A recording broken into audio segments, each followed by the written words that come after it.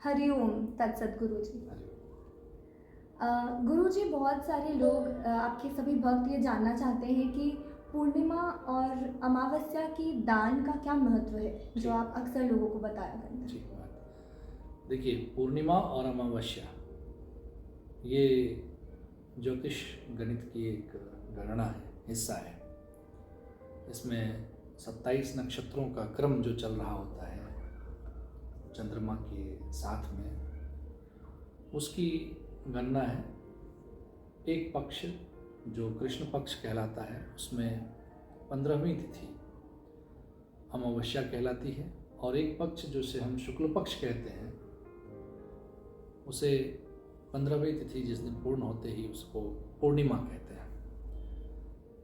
हमारे सनातन के हिसाब से पूर्णिमा के दिन जो दान की बात है उसके लिए कहा जाता है कि श्री अर्थात लक्ष्मी का वास होता है उस दिन, और अमावस्या के दिन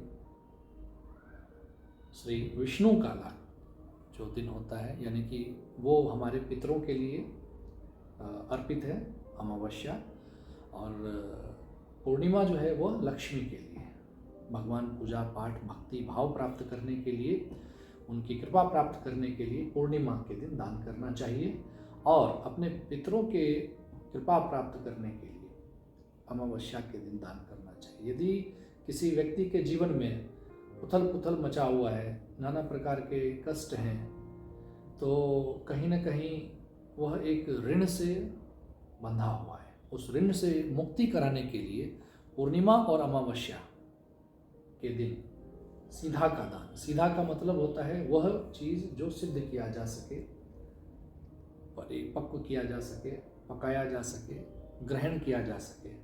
पुराने समय की बात करें, ज़्यादा पुरानी बात नहीं है, शायद आपके पिताजी और माताजी ने जरूर देखा होगा कि एक पुरोहित और यजमान की परंपरा होती थी। इसमें पुरों का हित चाहने वाला अर्थात पुरोहित, यजमान अर्थात जो एक राजा के तुल्य होते थे। हालांकि जो भी खेत जोतता था, जो भी यज्ञ में शामिल होता था उसे यज्ञमान कहते थे, यजमान कहते थे। तो यजमान अपने पुरोहितों के लिए एक हिस्सा निकाल के रखते थे। अपने अर्जित धन कह ले, चाहे वो धन अनाज के रूप में हो, फल फूल के रूप में हो, या नित्य प्रयोग में आने वाली चीज़ें हो। आज समय के साथ चीज़ें बदलती चली गई, यजमान पुरोहित की परंपरा खत्म हो गई है, जिसके कारण नाना प्रकार के उत्पात हमें देखने को सुनने को मिलता है। उनके लिए ये बेहतर होगा कि वो पूर्णिमा और अमावस्या के दिन अपने पुरोहित को, यदि पुरोहित नहीं है तो अपने गुरु को अपने समर्थ के अनुसार, बिना किसी प्रकार के दबाव के, अपने समर्थ के अनुसार, सामर्थ्य तो जितनी आपकी क्षमता है उतनी आप अपने गुरुजन को, मंदिर में या पुरोहित को दान करें। इससे आपके कष्ट की मुक्ति होती है।